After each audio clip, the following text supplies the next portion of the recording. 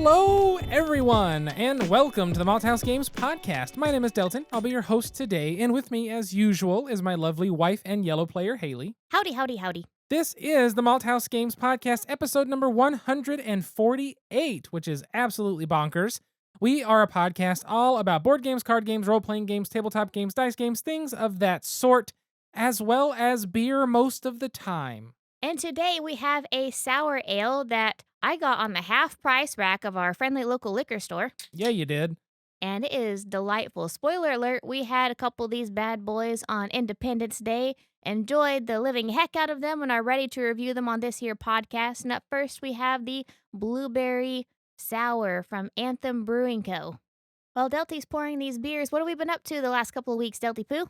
The last few weeks have been relatively uneventful, I think. We got to...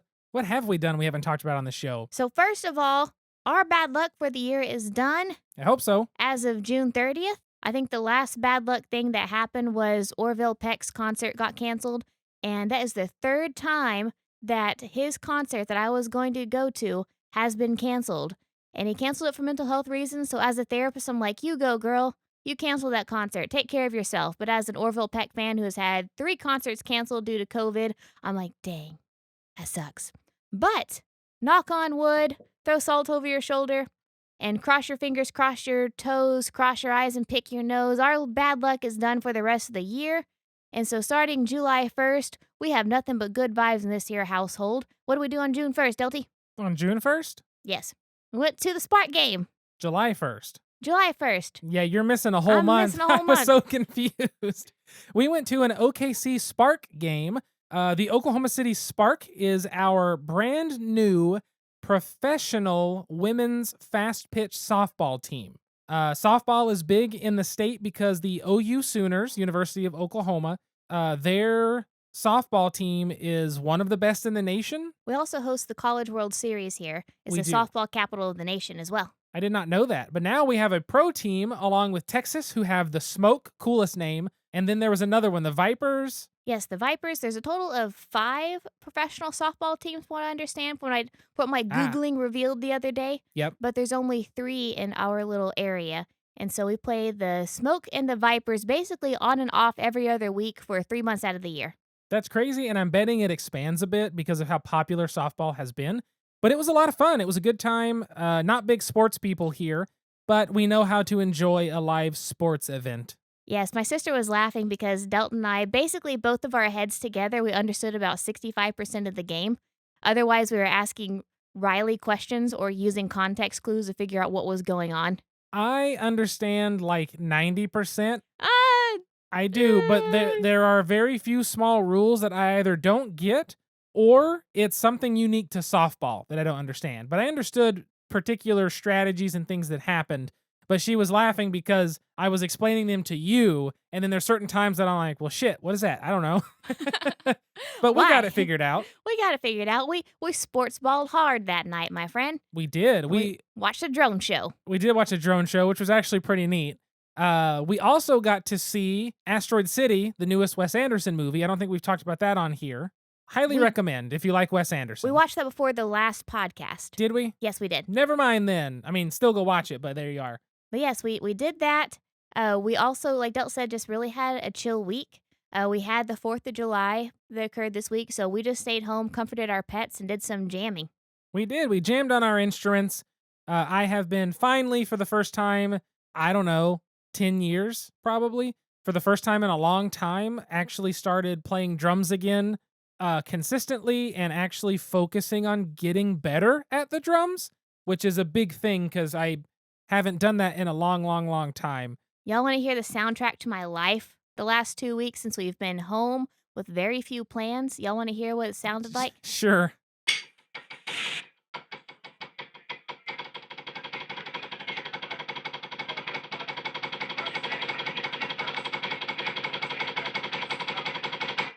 Okay. So for you all who can't quite make out what that is, and I'll send you the clip, Delty, that is the sound of Delton playing the drums over the sound of a live wrestling match. It's me. We're watching wrestling, and I'm playing on my practice pad in the living room.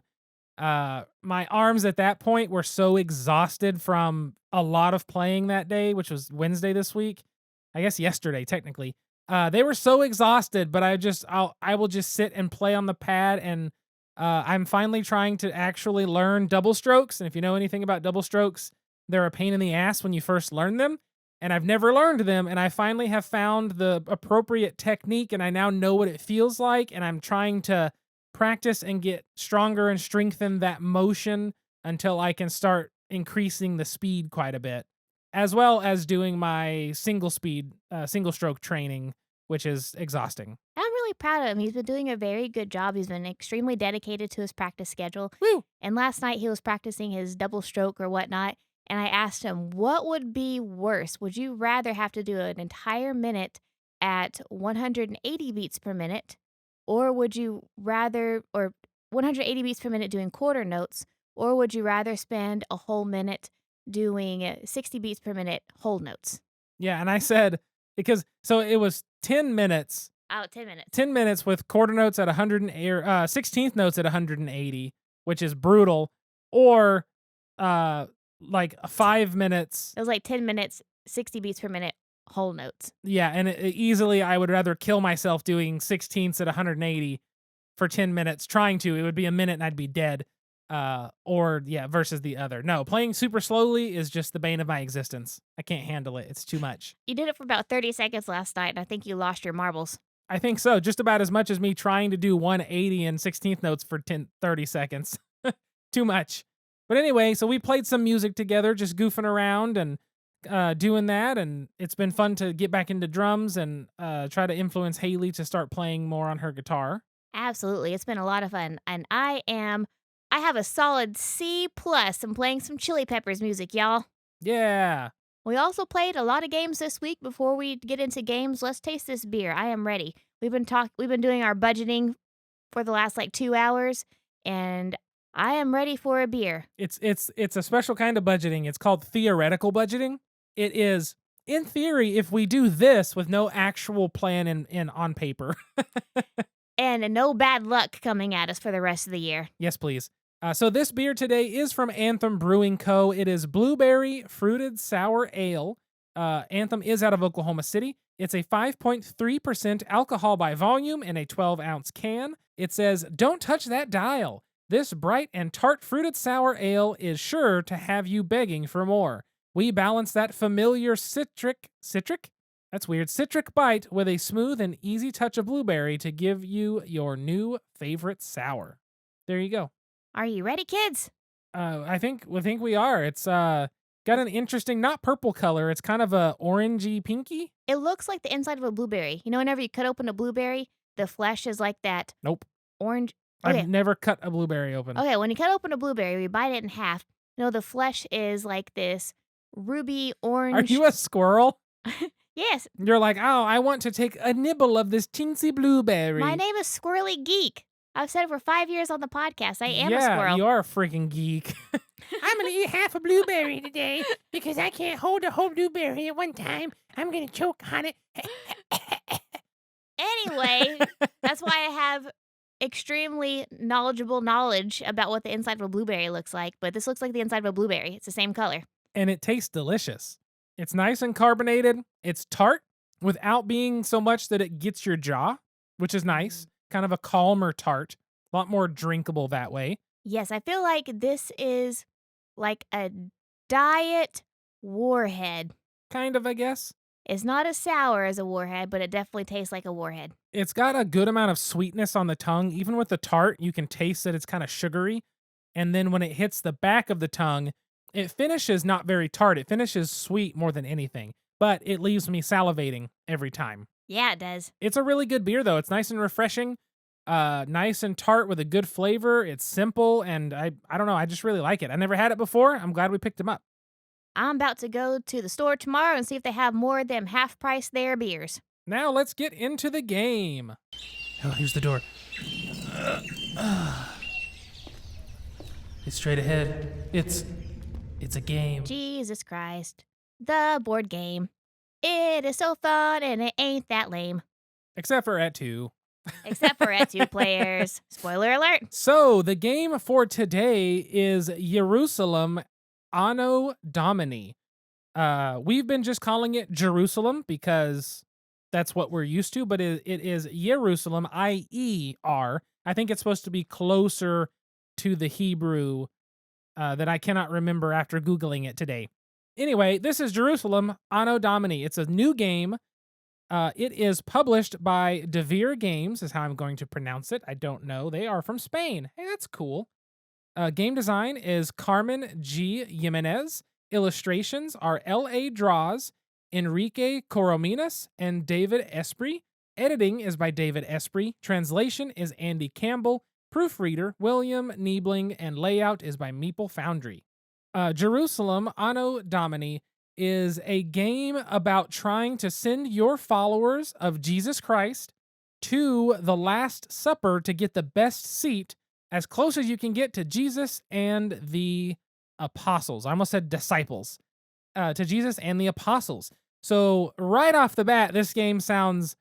You had one of two reactions just now, as did I have one of the two reactions. You either go, "Oh, well, that's really interesting," or you go, "Oh, they're trying to proselytize me here."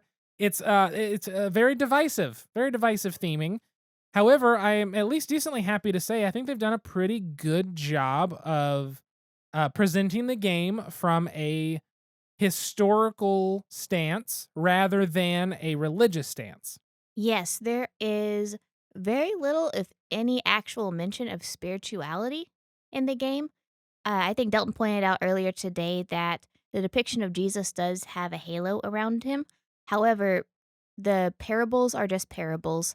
There's no mention of him being the Son of God or ascending into heaven. There's not that spiritual connection there. It's really just presenting him as a man, as a prophet with followers all around. Yes, Jesus has a halo, and the four different color of apostles all have a halo, and so that's the only really religious thing, I guess, aside from the fact that your score markers are a white dove. That might be, I mean, I guess depending on your interpretation of icons, Yes, it's and symbolism there. yeah, it's just how that goes. But yeah, so the game is all about that, getting seated or sending your followers to the Last Supper to try to get the best seat, which gets you the most points with the better seats, better points, and so on. The game is played in basically turn by turn by turn by turn by turn, over and over again with no actual round structure until the end of the game is triggered, in which case the game ends immediately. On your turn, you have a hand of 5 cards. It's a kind of a deck builder, but not really, because the good cards you could add to your deck are one-time use. Once you've used them, they're gone. And then you would have to just get more cards or buy more of the special cards. It's a hand builder. It is essentially a hand builder. So on your turn, you are going to be playing a card from your hand onto your player board in one of 3 windows. Whenever you play it, it has an action in the top left of a location. That's going to gain you resources based on your followers. There are 3 locations they could be with 3 different resources for those locations. So if you play the desert, you are then going to gain as many stone from the desert as you have followers of your color there. Once you do that, you go to the bottom of the card, which can have a plethora of different actions you get to take. Your basic deck has either 1, sometimes 2 actions. The Mahane cards are going to give you always 2 actions, maybe 3, I think. I think just 2. And then the 33 AD cards are the best, and they are going to give you 3 different actions or rewards every single time. So on your turn, you will play that card, take the different actions for that card. If you have the ability to then take one of the apostles and put them at the table at the Last Supper, you may do so at that time. Then you have a choice to buy a Mahane card. You fill your hand back up. It goes to the next person. Nice and simple.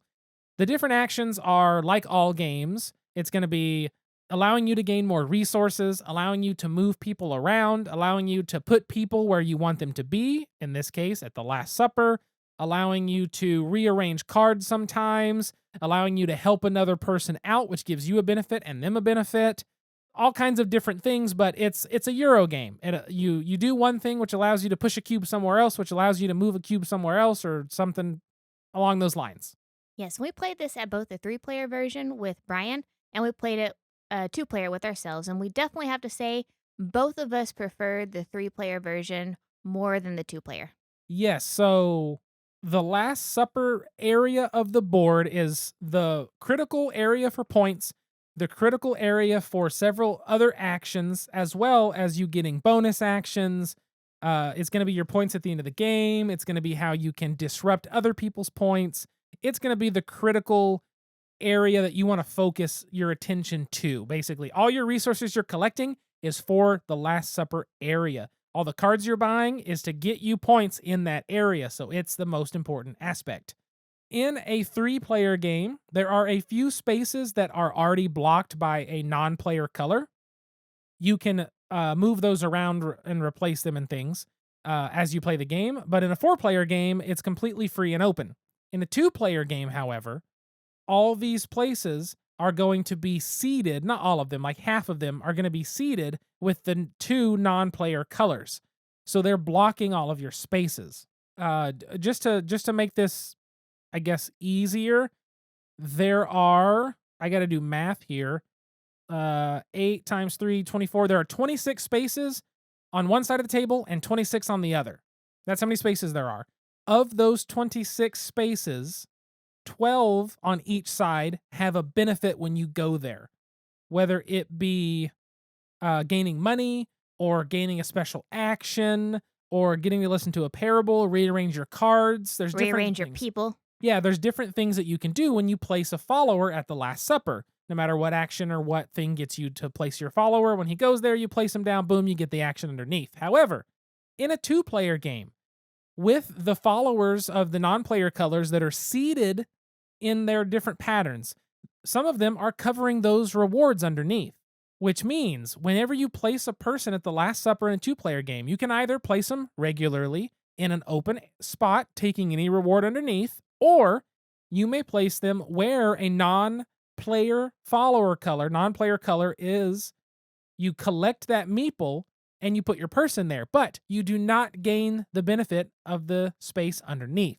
That was my biggest issue with the 2-player version, is because there were times in the 3-player game where I would purposely place my person in a worse scoring spot because I wanted the action or the reward of where I was placing them that was benefiting me better for the long run, and I liked doing that.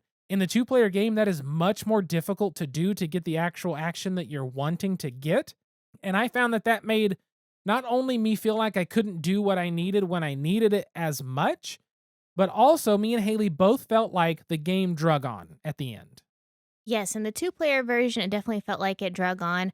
There was a point probably about 2/3 the way through the game where it really didn't benefit either one of us to get any more of the apostles that were out. We had gotten the ones that we wanted. But then, so there is an action that allows you to move up the track that ends the time. It's the Sanhedrin track. The Sanhedrin track. And so we weren't drawing the cards that we needed in order to move up the track. We also had a lot of the places filled on the board that allowed you to place your little critter on them to allow you to move up the track. Yep. And so it really just kind of got to a stalemate about 2/3 in where I just feel like, okay, I feel like I'm done. I feel like I'm kind of going through the motions of things. We're just trying to run out the clock at that point. It really was, because I had a hand of useless cards, and every card I drew was again useless for getting any of the apostles out. And since most were out, I was just trying to get points by using the sets of cards. Basically, in the beginning I said that you play a card and the card has a location on it as well as some other actions. Well, in those 3 windows on your player board, when you play a card down, you always if you play a card on top of it, you always keep the location revealed underneath, and you create a set of 3 locations. And if they're in a specific order and they are a specific 3 locations or actions or whatever, I guess locations, then you are able to, on your turn, discard those cards, gain points for those cards based on the green number, and then put an apostle that matches that pattern. They're either pink, orange, and silver, and white. You can then put them at the Last Supper. They're worth points. They also have special actions that you get to do when you place them. If the apostles are gone of a certain color, you can still use that set of 3 cards that matches to get the points. You just get no benefit of placing an apostle and no benefit of that apostle's action when he's placed because you didn't place one.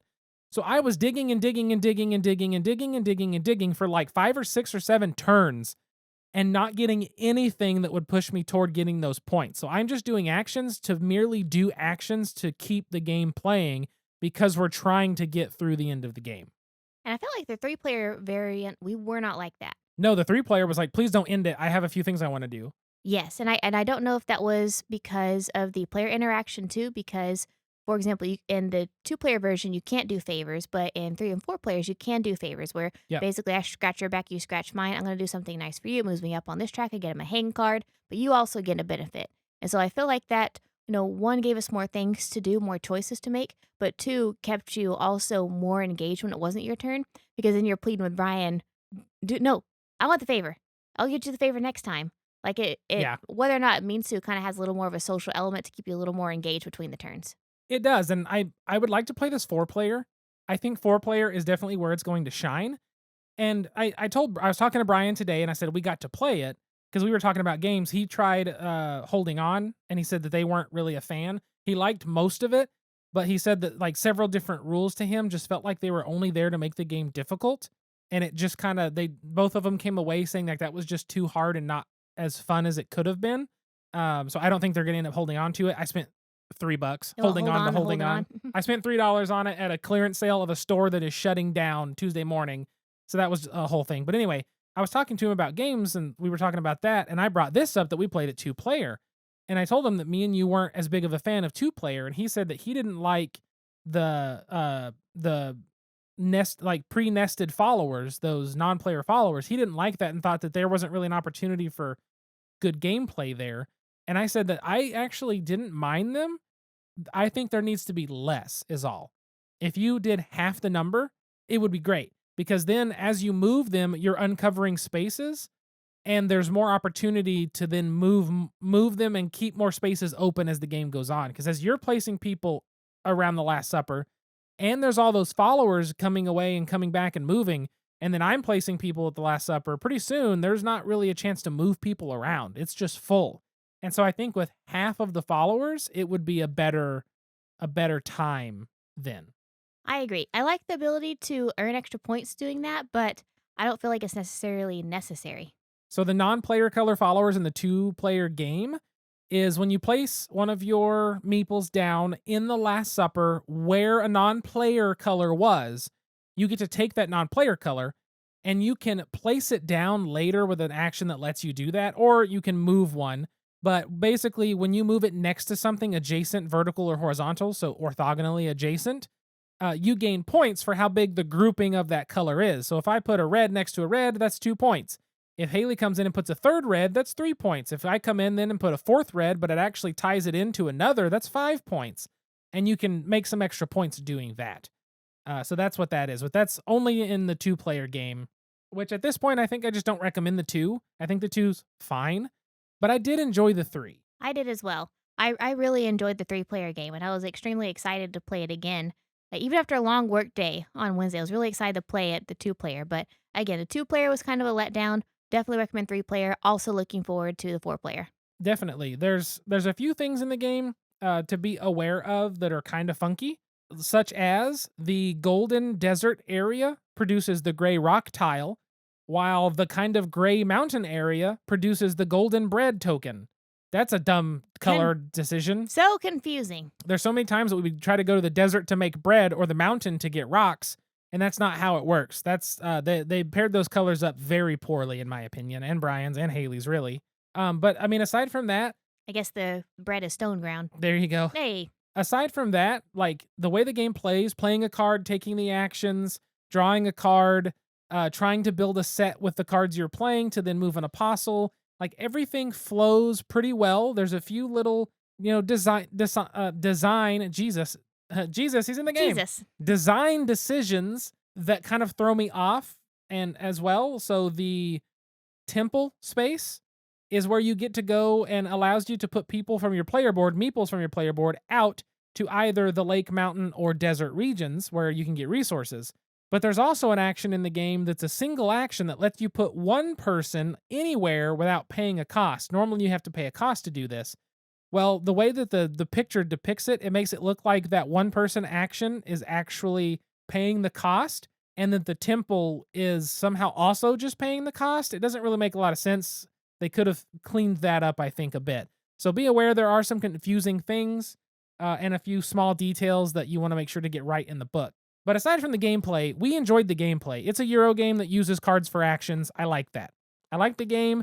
It's a fun game. The actions are interesting, I think, and it was enjoyable to play. But And in the words of the Doobie Brothers, Jesus is just all right with me. there you go. But one of the things that we also were talking about, which I think we can go ahead and talk about now, is in general the theme. Like I said in the beginning, introducing this game, you likely had one of two reactions to a game about Jesus and the Last Supper.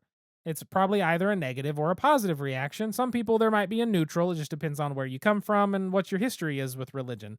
And that was one thing with the game is I was very curious when Brian said he bought this because it's definitely one of those themes that's like interesting, but I just don't know how it's going to be presented. Is it being presented as a like pro-Christianity game? Is it being presented as a anti-Christianity game? Or is it being presented as a more neutral stance? And I was surprised, but also relieved that this really tries to come across as a neutral stance. Yeah, like you said earlier, it's very much a historical account. It doesn't have the spirituality aspect, really. It isn't anti Jesus by any means or anti religion. It's not making fun of religion. It's not making light of it. It's also not, like you said, it's also not proselytizing you.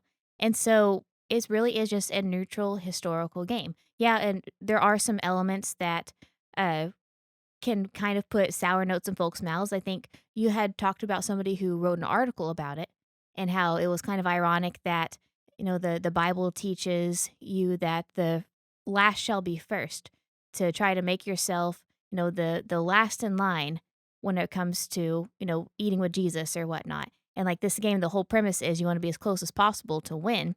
But I did realize though, after having chewed on that for a little bit, that I think that's the reason why all of the good rewards at the Last Supper were near the back. I mean, that makes sense. They are all near the back, like the easiest seats to pay for because you have to pay with resources. The easiest seats to pay for are also where you're going to get the least amount of points, and though they have rewards when you place your meeple. The most expensive seats are closer for more points, but they cost significantly more. It is funny that Jesus would charge you an entry fee to come to the Last Supper. That was one of the things that I saw online, and I was like, that's kind of funny because that's exactly how this game works. But it's interesting that in the rulebook here, and I told this to Haley, the rulebook has all kinds of Bible verses all throughout. I think a majority of them are from the four Gospels, Mark, Matthew, Luke, and John. I think I got those all backwards in terms of order, but that's fine. Remix. Yeah, remix of some sort. I don't remember what order they go in. Matthew, Mark, Luke, and John. Is that how I said it? I don't know. I think I said Matthew, Mark, Luke, and John. I was playing with I my might have sock. said I was half Mark, listening. Matthew. I don't know. Anyway, so yeah, so they have Mark, a Mandy. they have Mark. they have a lot of Bible quotes verses in the book, but I told Haley something that was interesting, and I thought that this at least speaks to them trying to maintain as best they can a historical and neutral stance in terms of the religion of the game or religious themes that they're using here and stuff like that, is that not many of them actually reference God or anything like that. They all try to be ones that have a reason that they're stating it. The one for the market. Judah and the land of Israel traded with you. They exchanged for your merchandise wheat from Minnith, millet, honey, oil, and balm. From, it says E3, third Ezekiel? I don't know. 27:17. I don't know what those are. Anyway, that's an interesting because like that's the quote that they used. It was simply about trading, like trading being presented or present in the New Testament. And I feel like we should have talked about this earlier in this discussion. Just kind of a background on Delton and I. Delton was raised without religion. Hello. I was raised strict Catholic. Yay. And so that's kind of where we're coming from in our understanding of religion and Christianity and things like that. Went through the whole 2 years of study to become completely confirmed in the Catholic Church. and all that fun stuff. No longer identify as Catholic, but that's kind of our background. And I went to a secular college and have a minor in religious studies with my humanities major. Yay! So I very much look at religion from a different standpoint because I did not grow up with it, at least not in any capacity of an organizational manner, ritualistic manner, none of that. I mean, it was really just, I knew it existed, but it was absent from my teachings growing up at home. And it was a backbone of mine. And now we both identify, I think we could say, as secular. Yeah. And so it doesn't really play a role in it, but that's kind of where our understanding of religion comes from. And still somehow I'm probably going to screw up half the things whenever I talk about religion in the topic here in a few minutes. Oh, for sure. But it's interesting that like majority of the Bible quotes in the book, they don't speak on it. They don't speak on God. They don't speak on things like that. And some of them, there are some that mention it. They have a longer one here that all it talks about is Jesus walking through the cities and villages, and 12 were with him, the 12 apostles. And that's it. It just talks about that. It literally has the only line that says God. It says bringing the good news of the kingdom of God. The 12 were with him, as well as some women who had been cured of evil spirits and infirmities. And that's it. And so they did a pretty good job picking out what they want to use that not only represents the area they're talking about, but it's not feeling like they're trying to say something with it. Yes. They're trying to use the Bible as a historical text. There's a whole conversation that can be done there about the Bible as a historical text, other historical references to Jesus, and that's a whole scholarly conversation that can be had elsewhere. But in terms of this game, I think they did a pretty good job. They use cool stuff. They use like good artwork. I think the artwork is great. It's very pretty, and I like the look of the Jesus tile itself, and the apostles and the action symbols to me just have like a really cool look to them. The fish is very grumpy, which is great. Very upset fish. Everyone loves a grumpy fish. He's out of the water. I'd be upset too. Right. One of the things Brian said before we move on past the game, because I think this is interesting too. He was watching a review from, I think it's Tantrum House, big review channel on YouTube. They were talking about how this uses a lot of Latin, and how they were saying if it was actually, Jesus' time, it would be Hebrew and Aramaic. And I think that a lot of it, because technically the New Testament was in Greek. And so, Hebrew would have been spoken in Jesus' time. But if we're looking at this with a reference to the Gospels all came later by at least 30 to 40 to 50 years at minimum. And that was for the first one, which I think is Mark. And so at that point, they would have been Greek, and then Latin was coming in very strongly. And 99% of all of our shit that we know from the Bible comes from Latin. And so I don't think it's inappropriate to use Latin. And I think trying to make an argument to use Hebrew or Greek or Aramaic or something isn't a terrible idea. But being that everyone is familiar with Latin in a religious context, at least like you're used to that, I think it makes sense. Because Anno Domini is when you hear, we're in the year 2023 AD, that's Anno Domini, in the year of the Lord. And so that it makes sense that they would use that because that Latin is everywhere. So I just wanted to point that out. I thought that was interesting. Maybe it's not. I don't know. And it really is interesting. Haley's nodding her head like, please move on. No, I'm nodding it as oh, that's really interesting. I never thought about that. Because again, being raised in the Catholic Church, we were taught a lot of history, but the history of the Catholic Church from the Catholic perspective, let's turn a blind eye to a lot of stuff. Yeah. Crusades. And so hearing you, it's really fascinating that Delton has a minor in religious studies as someone who is raised completely without religion. Because again, he looks at everything from a very historical context, and I love it. And even though I've been married to him for 8 years, we've been together for almost 11 years this month. Sometimes I still get surprised at what he says, and it challenges my even former beliefs or understanding about my own former religion that I was raised in for 25 years. And so you talking about that just now, I was nodding my head because I was like, that's really interesting. I never knew that. And so that was just a little peek into my brain just now. Yeah, that's what we learned about it. Then it gets translated to Latin, and then Latin gets translated into German and English, and then that all gets translated into modern, and it's a whole shit show of translation after translation. It's all Greek to me. It is. But yes, with all that being said and a bunch of ramble and a mumbo jumbo, let's move into the topic. Hey, what can I get you? I'd like a topic. Any special way? Make Get a top shelf topic. Coming up. Enjoy. So the topic for today is a creation of Haley's. Hello. Haley's idea was to talk about the representation of deities or gods is another term you can use, even though I guess there's some slight differences there. I don't honestly know the detail there, which is surprising for myself. In board games. So the representation of deities in board games. Because one of the things that we noticed here in Jerusalem is that Jesus is presented as the man Jesus with just a halo around his head, as he is pretty much always depicted in art, I believe. And that's it. Yeah, there's no mention of him as the Messiah, no mention of him as the Son of God, no mention of the resurrection, no mention of, wandering the desert for 40 days, talking to Satan, so on and so forth. There's no mention of any of that. It is really just Jesus from a historical context, Jesus as a prophet and a philosopher, nothing else.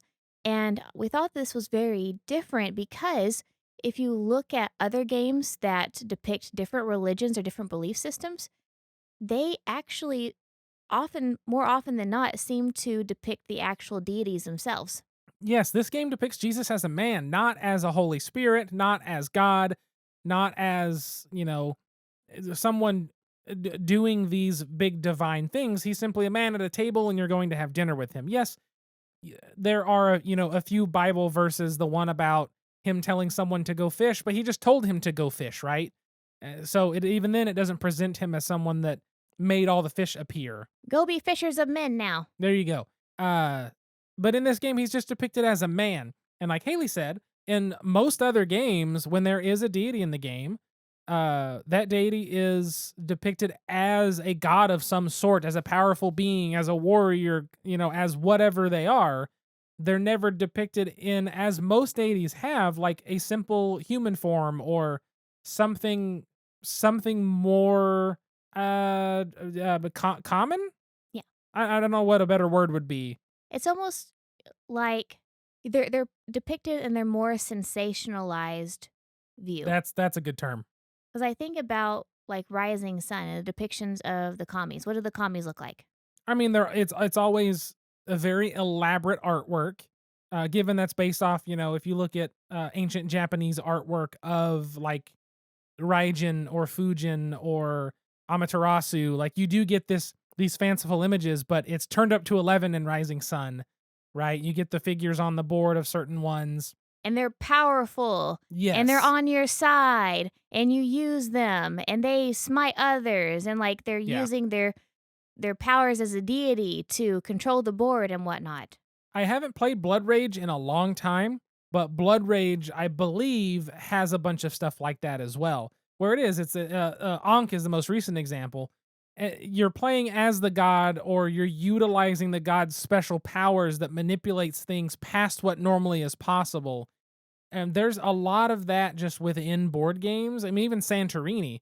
Santorini, you're playing as little people, or you're playing with a god's powers that's just going for it from there. So usually, yeah, it's always a sensationalized version of this deity in this religion that's influencing the board, influencing everything with these, otherworldly powers. Except the Christian God. Because can you imagine a board game that comes out and you're playing the Christian God and you are, I don't know, flooding the world? Yeah. Or you have to make the decision to kill your only son. Can you imagine turning water into wine? Turning water into wine, yeah. But I mean, you don't see the Christian God depicted in that way like you do other gods. And I just found that was really interesting. Not that I mean, it'd be really cool to have like a board game where Jesus has superpowers. It sounds dope. But I mean, done respectfully though. But, and I'm not saying that, other games can't depict deities in a respectable way. But why is it that all of these other religions have their deities depicted in games and have their deities, I guess you'd say their deities, godlike powers as like mechanisms in a board game, but you don't see that for the Christian perspective. You don't see that for the Christian gods. Why is that? I mean, it's really hard to say. I think the most reasonable answer is that Christianity is the third most common religion or second? I think it's the second. Well, I I, think w- it's. I think Hinduism's the first. Let's go to Google. Google this. I believe if I am correct, it's Hinduism. I think they're the third. I want to say it's Hinduism, Islam, and then Christianity. I know Christianity is number 1, Oh, Islam number 2, unaffiliated number 3, then Hinduism, then Buddhism. I love how unaffiliated is now a religion. Okay, so Christianity is the most popular. Okay. I mean, it makes sense, I guess. But anyway, so Christianity, then, if it's the most common religion on the planet, um, it's going to be something that people have an easier time being uncomfortable or having an issue with depictions of their actively worshipped God. Correct. Right. So one of the things, so I have a book I was looking through today to kind of prep a little for this episode, not like a ton, but it's by the most British sounding man ever, James C. Livingston. James Livingston has a book called Anatomy of the Sacred, and it's all about studying religion. It's a book that's walks you through some of the basic ideas and terminology behind studying religion, with multiple different religions represented in his examples.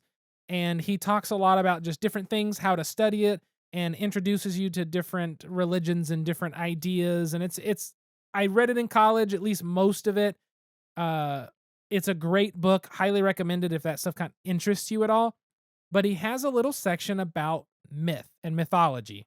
And he said that, and I've heard this several times throughout when I was in college, is that the term myth and mythology has been used to mean something that is not true, when modern scholars reject that and say that a myth is a mixture of things that are true and things that are not necessarily not true, That are believed. that are believed.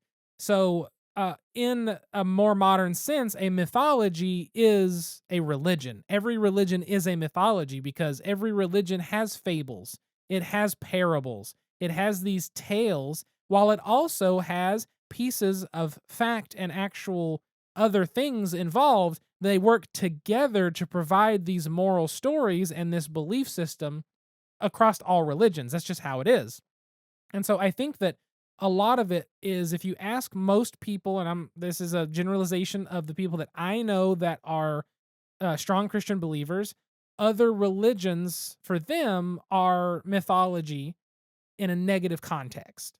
Or in an untrue context. Or in an untrue context, where they would never consider any element of it at all to be untrue.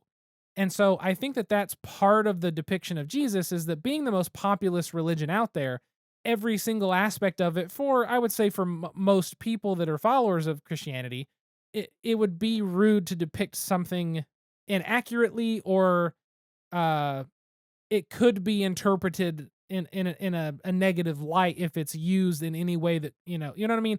I don't Yeah. know, I'm having trouble putting my words together, but No, and I agree with that 100%. okay. Like, I understand what you mean. Like, um, and my question, like, why isn't it, why isn't the Christian God used in board gaming? Why isn't that deity depicted? It was more of a rhetorical question. I feel like you answered really well, Yeah. and that is, people are uncomfortable seeing it. But then, like, we think about again, Rising Sun depicting the commies, and they pulled from Wikipedia.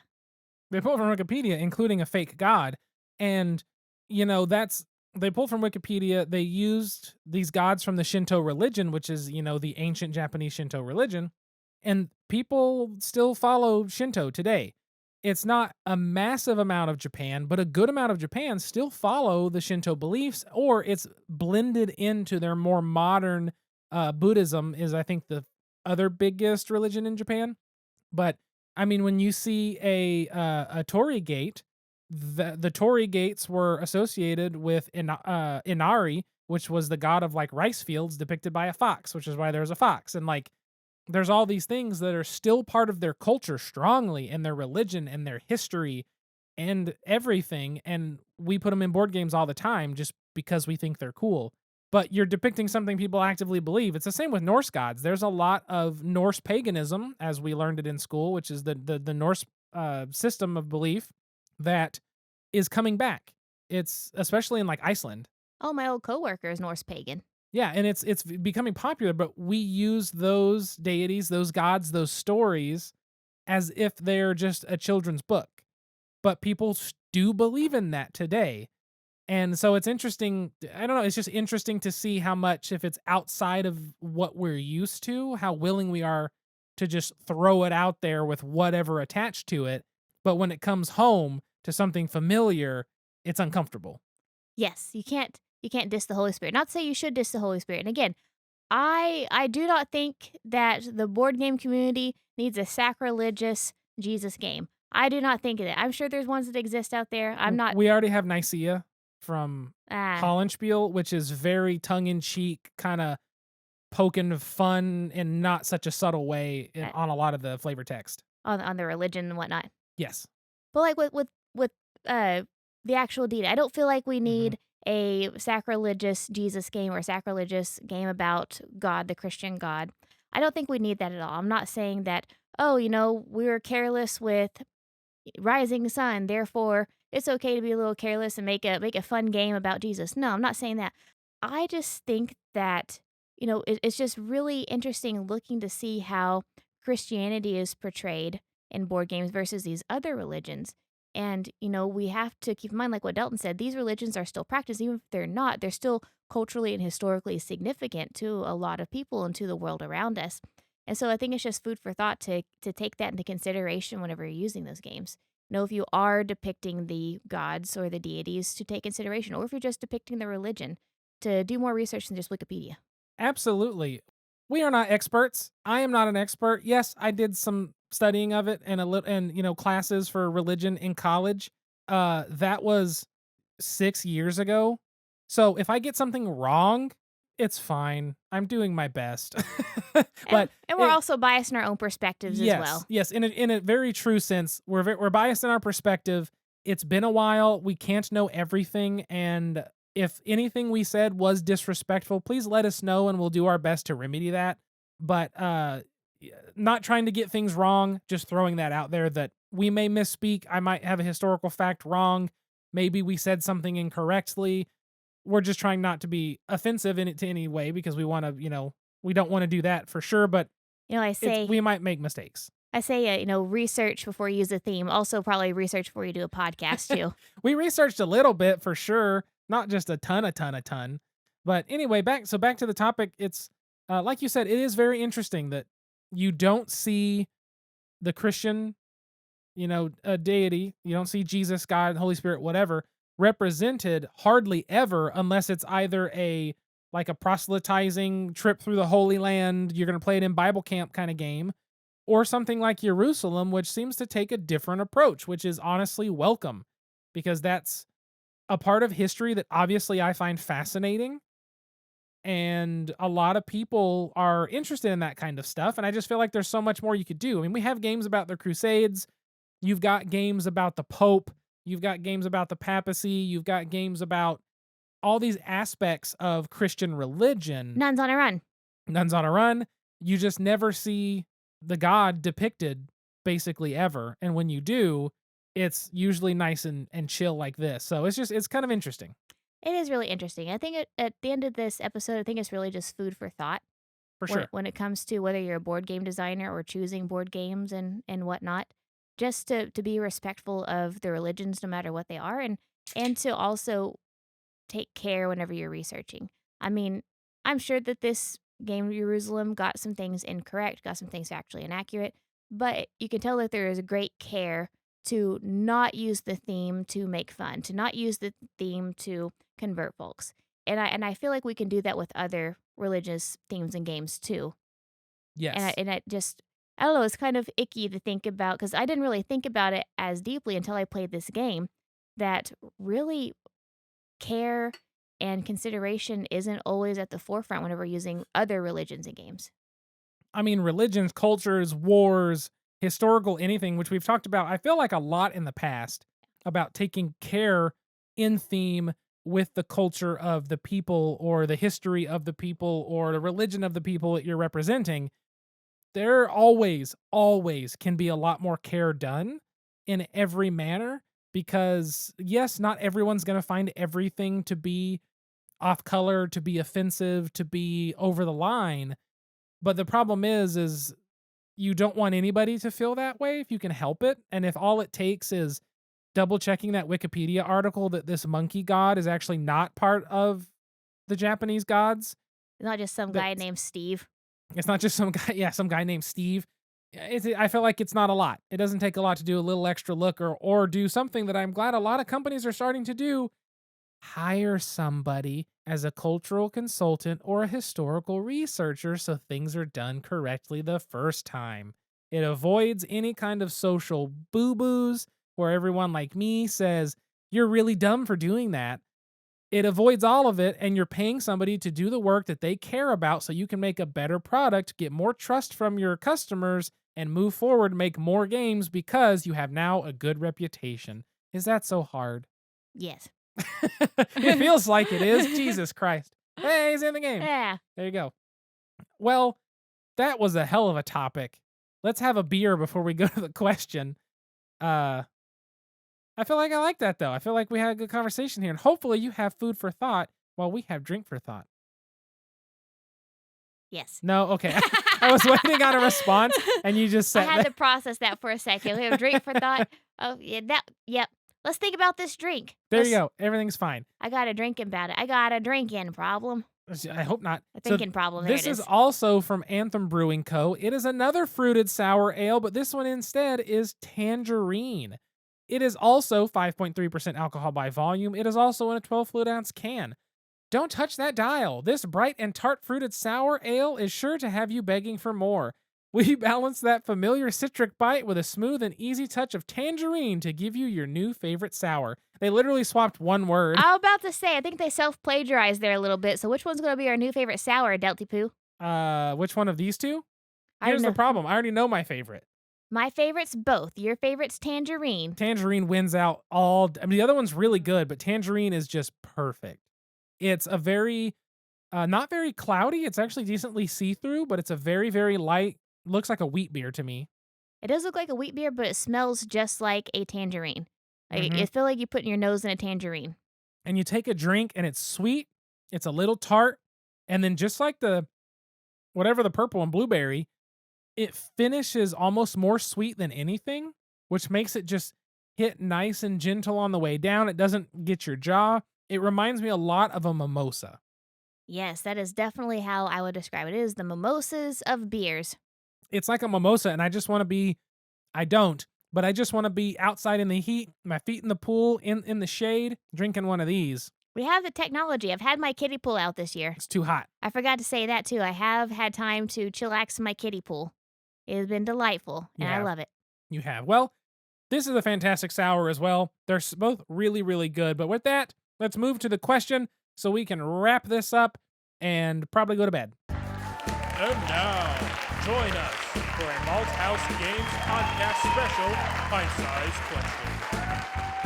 So, to the question here, so we can get to bed, because we've been sitting here talking about a question for like 20 minutes. We kind of forgot until it was question time. And I was like, what's our question? Delt goes, I don't know. And then I also went, well, I don't know. We But sat in silence. now we know. Now we know the question for today.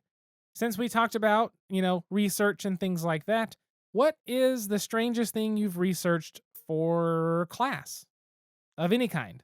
So I think mine was definitely my second year of graduate school. I was in a social psychology class, and we each had to choose a perspective and a theory to write about and apply it to something that happens in modern day life. And so I chose Roy Baumeister, and he talks a lot about social psychology. He talks a lot about willpower, and I applied his theories and his research to ISIS recruitment techniques. And so I spent probably about a good month or so researching ISIS recruitment techniques. I will not tell you the types of targeted ads I got after researching ISIS recruitment techniques for about a month there. I will tell you the next 3 times I flew, I was quote unquote randomly selected by TSA, but I can tell you a lot about ISIS recruitment techniques, but I probably shouldn't because I feel like the FBI is still watching me. That's pretty great, not going to lie. So mine is not nearly as interesting, and I was trying to find legitimate numbers because it's easier for me. So in mine, it was during my ancient Greek. It wasn't ancient Greek philosophy class, but it was my other ancient Greek culture. It was my ancient Greek culture class in college. I wrote a paper on the Battle of Marathon, which was a battle at Marathon Bay during the first invasion of the Persians into Greece. And it was between the Athenians and the Persians. And we have essentially modern estimates here, but then Herodotus, who is a historian of sorts, I'm going to say.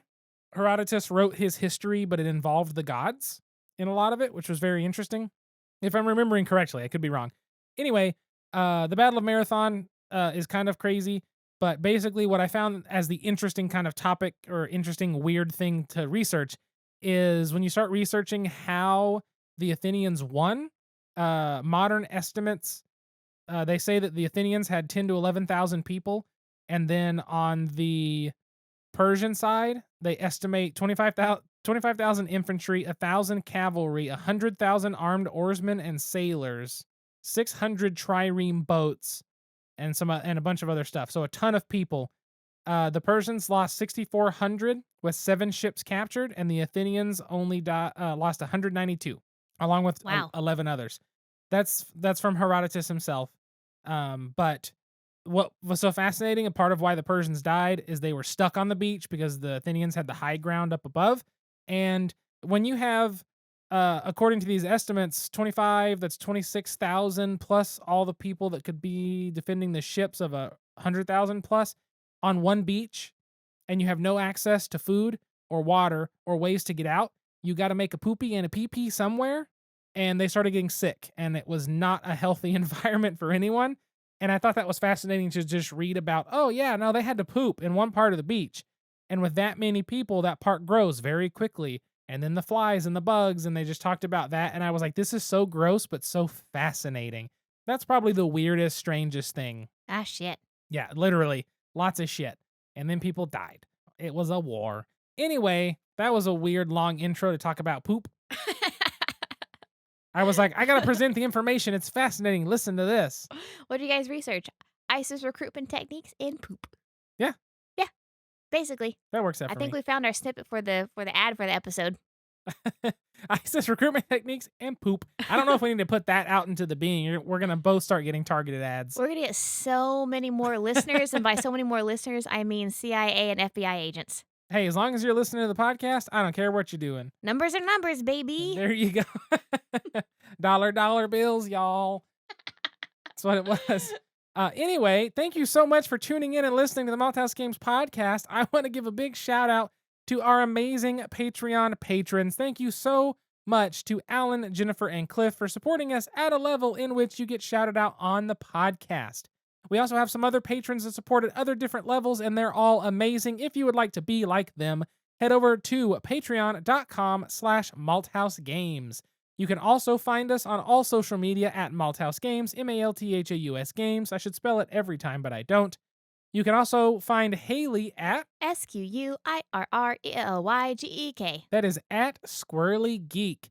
If you have any comments, any questions, any concerns, any game you think we should look at, a topic you want us to cover, a question you want us to answer, a beer we should find, send an email, contact@malthausgames.com. You can also message me on Twitter. That's probably my most active.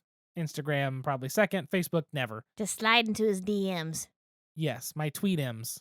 Ooh. Tweet-ems. Tweet-ems. There you go. Yes, I think that's going to cover everything for this episode, though. We will be back. We're going to record this episode, and then in a couple days, we're going to record another episode. This one will be out on Sunday, 7/8, the 9th. The next one will be out 2 weeks later when we're barely back from our cruise. We'll tell you more about the cruise and what we're looking forward to on the next episode. And then the one after that, you'll actually get to hear about the cruise and what happened. So to be continued, my friends. Literally 2 episodes for this to be continued. Oh, man. And then, episode after that, we'll be talking about getting ready for Gen Con. I know, all kinds of stuff coming up, but we'll get to that later. Thank you again so much for tuning in and listening. Until next time, sit back, relax, grab a drink, and play some games. We'll see you folks later. Goodbye. Bye.